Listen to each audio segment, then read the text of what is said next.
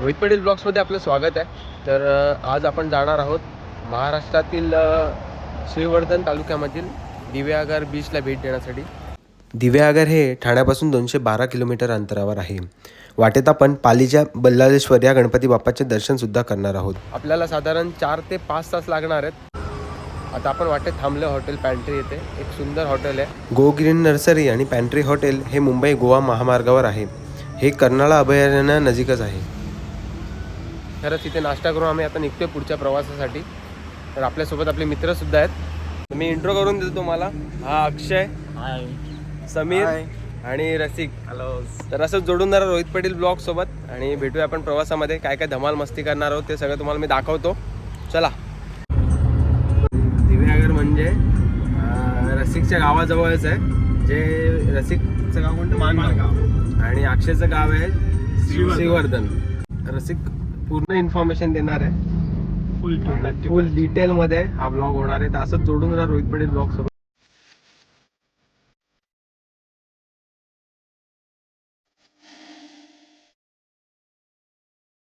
श्री बल्लाळेश्वर म्हणजेच अष्टविनायकातील तिसरा गणपती। हा गणपती बल्लाळ या भक्ताच्या नावाने प्रसिद्ध आहे। कथा अशी आहे की पाली गावात कल्याण नावाचा व्यापारी राहत असे। त्याच्या मुलाचे नाव होते बल्लाळ। प्रथम आपल्याला धोंडी विनायक या गणपती बाप्पाचे दर्शन घेऊनच श्री बल्लाळेश्वराचे दर्शन घेण्यास जावे लागते। लहानपणीपासून बल्लाळ गणेश मूर्ती पूजन व गणेश चिंतनामध्ये रमू लागला होता।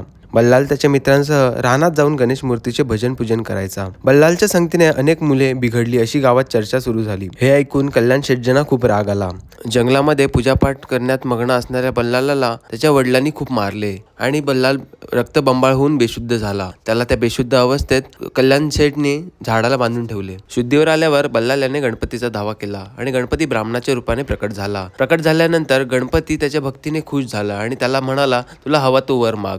गणेश म्हणाला, तुझ्या इच्छेनुसार मी इथे बल्लाळ विनायक या नावाने वास्तव्य करीन। असा वर देऊन गणेश जवळ असलेल्या शिळेत अंतर्धान पावला। तीच शिळा आज बल्लाळेश्वर या नावाने प्रसिद्ध आहे।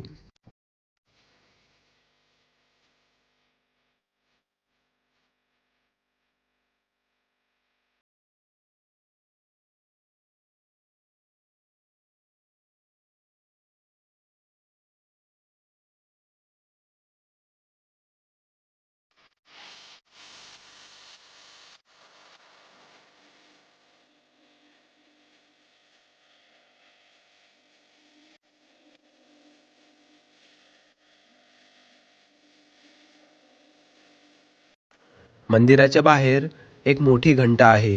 म्हटलं जातं ही घंटा पेशवेकालीन आहे।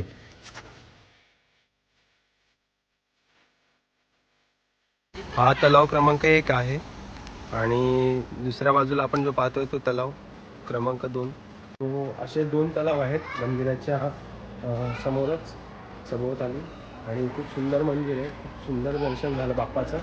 तर असंच जोडून जा आपल्या ब्लॉग सोबत। अजून तुम्हाला स्वामी आता इकडनं निघतोय।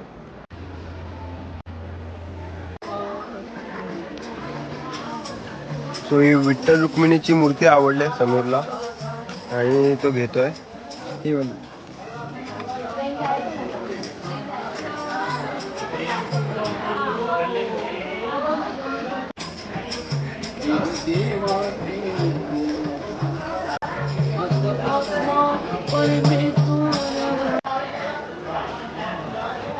सो दर्शन घेऊन आम्ही आता निघालोय। खूप सुंदर दर्शन झालं आणि खरंच मन प्रसन्न झालं। अष्टविनायकामधील तिसरा गणपती म्हणून जो ओळखला जातो तो बल्लाळेश्वरचा गणपती होता आणि खूप सुंदर मूर्ती होती बाप्पाची। तो आता आम्ही इकडनं निघतोय आणि अजून आपला प्रवास 1-2 तास लागणार आहेत आपल्याला जाण्यासाठी मानगावला।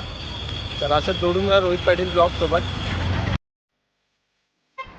सो गाईज आता मानगाव इथनं आपल्याला 23 किलोमीटर आहे। म्हणजे थोडा ब्रेक घेतला आम्ही, स्नॅक्स वगैरे घेतले होते ते खाल्ले थोडेसे आणि आता आम्ही निघतोय पुन्हा आपल्या प्रवासामध्ये। चला जोडून जा Rohit Patil blog. So guys Mangaon सोडून आता आम्ही घोलसे घाटामध्ये आहेत आणि अजून आम्हाला इथनं 40 ते 45 किलोमीटर अंतर अजून आहे। तर 1-1.5 तास लागणार आहे जाण्यासाठी आणि खरंच खूप धमाल केली आम्ही।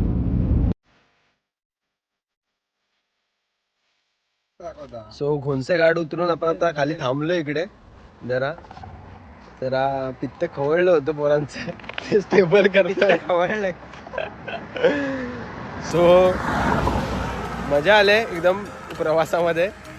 आता अजून थोडा वेळ लागणार आहे आपल्याला पोहोचायला. असंच जोडून जरा रोहित पाटील ब्लॉग सोबत. सो गाईज आता आपण अक्षयच्या गावाला चाललोय वावे पंचतनला. त्यानंतर आपण दिवेआगरला जाणार आहोत. वावे पंचतन हे 3 डोंगरांच्या मध्ये वसलेले सुंदर गाव आहे आणि तिथेच आपण आलोय आता अक्षयच्या गावी. तर हे आहे अक्षयचं घर, आपण बघू शकता.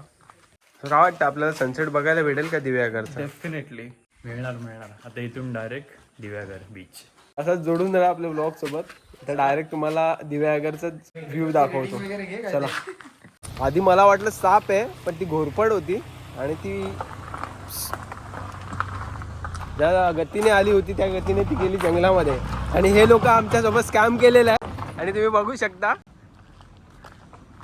पण खूप सुंदर गाव आहे अक्षय तुझं. काय म्हणशील तुझ्या गावाबद्दल? हो, पूर्ण गावात हिरवळ आहे आणि झाडे झुडपे खूप आहेत आणि मे महिन्यात तर पूर्ण गाव भरलेलं असतं आपलं. कारण एवढं सुंदर गाव आहे. आणि खरंच जर तुम्ही शहरामध्ये काम करताय आणि विकेंडला तुम्हाला किंवा सुट्टीला तुम्ही गावी येताय तरी ती मजा एक वेगळी असते. आणि खरंच तेव्हा मन भरून येतं की आपण आपल्या गावात आलोय आणि ते शब्दात सांगता येत नाही ते फिलिंग. खरंच खूप चांगलं वाटलं अक्षरशः गावाला येऊन आणि नवीन काहीतरी बघायला मिळालं. चला असंच जोडून राहू आपण ब्लॉग सोबत आणि जाऊया आता दिवेआगरच्या दिशेने. Bye bye. पुढील भागात आपण पाहणार आहोत दिवेआगरचा सोन्याचा गणपती आणि दिवेआगर बीच. व्हिडिओ आवडले असेल तर व्हिडिओला लाईक शेअर आणि सबस्क्राईब करायला विसरू नका. असंच जोडून राहा रोहित पाटील ब्लॉग सोबत. धन्यवाद.